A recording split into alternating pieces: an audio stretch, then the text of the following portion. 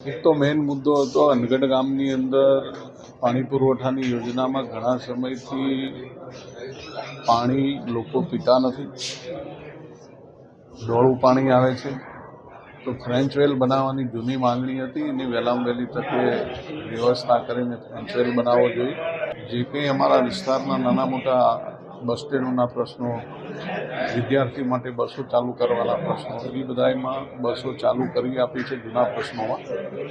આજે આ બધા વિશેષ જે અમારા ફરજિયાના ખેડૂતોનો પ્રશ્ન છે, ઘણા સમયથી એમને વળતર મળ્યું નથી. એ વળતર માટેનો પ્રશ્ન હતો. એ વળતર માટે રિફાઇનરીએ પ્રોસેસ કરીને દિલ્હી ફાઇલ મોકલી આપી છે.